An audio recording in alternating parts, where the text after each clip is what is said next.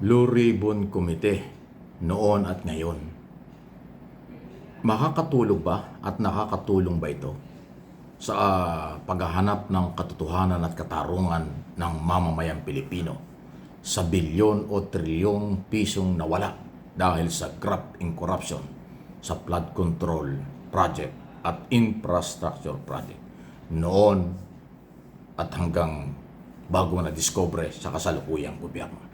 Kaya ko tinatanong ito kasi, again, nabanggit ko na ito mga dati sa aking mga topic, ang mga investigasyon ng Blue Ribbon Committee at kahit anong committee sa Kongreso at Senado, yan ay para lang sa in aid of legislation. Aalamin kung anong mga batas ang may problema, dapat i-amend, o anong batas ang kulang, dapat gumawa o mag-repeal ng batas. At pangalawa, recommendatory lang ang kanilang authority, magrekomenda at mag-file ng kaso kung sino kakasuhan. Recommendation lang, administrative o criminal case before Justice Department or Sandigan Bayan. Justice Department or Office of the Ombudsman. Hindi naman sila direkta nagpapiling ng mga kaso. Okay? So, kaya ko natatanong ito kasi masyado na itong napolitika, lalo na ngayon.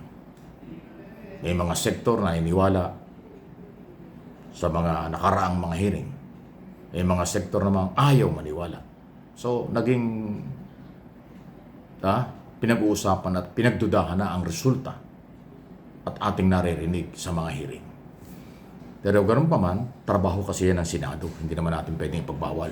Parte ng trabaho ng Senador in aid of legislation ang mga investigasyon, particular na ang Blue Ribbon Committee, kasi makapangyarihang komite yan na talagang lalaban sa issue ng graft and corruption sa nakaraang mga gobyerno, lahat ng gobyerno. Basta pera ng bayan ang sangkot yan. Yun. So, trabaho nila yun. Ngayon, sa side po ng Executive Department ng Ombudsman, posibleng nakakatulong sila base sa kanilang recommendation.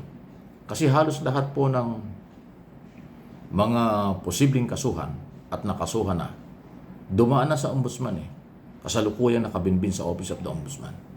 Nandun na nga yung maraming recommendation at ebidensya galing sa Department of Justice, NBI, galing sa Independent Commission for Investigation, ICI, at saka Department of Public Works and Highway. Ini-evaluate na lang ng Ombudsman. Ngayon, kung itong mga hearing na ginawa at ginagawa ng Senado, kailangan pa ba itong ng mga pag-develop or case build-up na ginagawa ng Executive Department at ng Office of the Ombudsman. Kaya ako laging pinaghihiwalayan kasi ang Ombudsman, hindi po yan under ng Executive Department. May sarili hong charter yan, may kapangyarihan yan. Independent po yan. At sila ho ang merong authority na mag-file ng kaso after evaluation at mahinog ang ebidensya before Sandigan Bayan. Okay, ganun po ang proseso.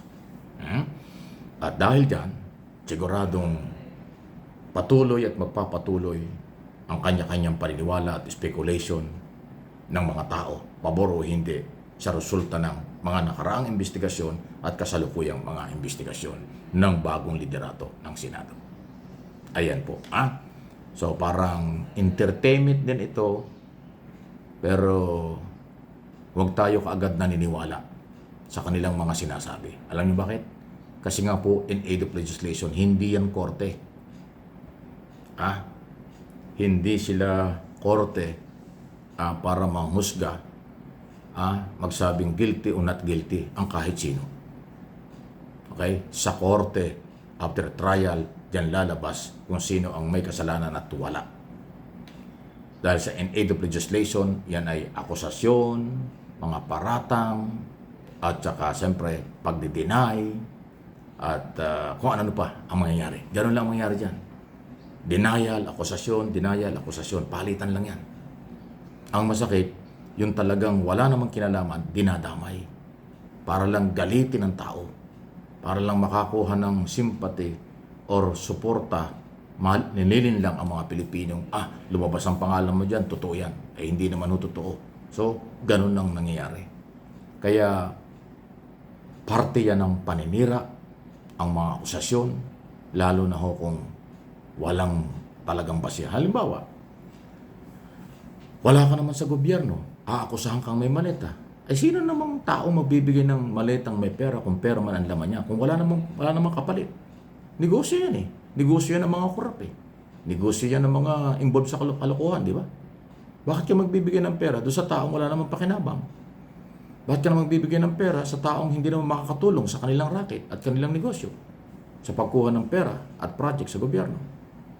Kaya malinaw dyan, nasa oposisyon na administrasyon, basta konektado sa gobyerno, yan ang posibleng merong kinalaman. Posible lang. Pero pagka wala sa gobyerno, totally hindi konektado sa gobyerno, tapos pinagbintangan, yan ang parte ng destabilization. Bakit destabilization? Para linlangin ang mga tao na pati mga sibilyan ay tumanggap ng pera. Pati mga sibilyan nababayaran. Pati yung mga sibilyan ay nagnakaw sa pera ng bayan. So, para magalit. Siyempre, magagalit ang tao ay pambihira. Sasabihin ng mga taong bayan. Ay pambihira, pera natin, pinagparti-partihan na. Hindi lang taga-gobyerno, pati taga-pribadong sektor. O yun. Yun yung parte ng destabilization. Diba? At yan ang ginagawa nila ngayon. Kahit sino, inaakusahan. Dahil madaling magparatang, madaling magturo, pero ang pagpapatunay ay suntok sa buwan. Sabi nga ni Atty. Sal Panelo na inyong mga kasama, mahirap yung pabigla-bigla. Siya daw ay hindi naniniwalang ganong kadali patunayan sa husgado ang maleta.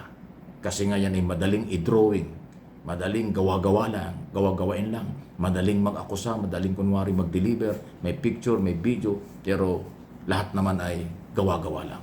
Totoo naman yun. Okay? Kaya kahit nasa gobyerno, kung wala namang access sa pondo ng gobyerno, wala naman talaga siyang alam sa mga proyekto. Pero inaakusahan, parte yan ng destabilization kasi ginagalit nila ang tao na pinapalabas nila lahat ng inakusahan totoo para magalit ang tao. Yun po. Ang destabilization, ang parte ng destabilization o panggugulo sa gobyerno ay linlangin ang tao, paniwalain kahit fake ang kanilang galawan, paniwalain na abusado ang gobyerno para magalit ang mamamayan. Ganong katindi ang kanilang tingin sa mga tao, maniniwala sa kanila. Pero ako'y naniniwala naman, kakaunti ang ganyan. Maraming professional na mga Pilipino sa buong mundo ang pinagbabasihan, totoong ebidensya, totoong testigo at dokumento. Hindi yung political assassination o political destabilization o kung ano man tawag dyan. Di ba? Kari talagang panlalait, paninira na lang. Galawang desperado. Galawang punong-puno ng galit at paghihigante. Delikado po yan. Hindi yan kapanipaniwala. Maging o makarating man sa husgado. Kapag personal, maniwala kayo, pag personal ang motibo, hindi yan kinikilala sa hukuman.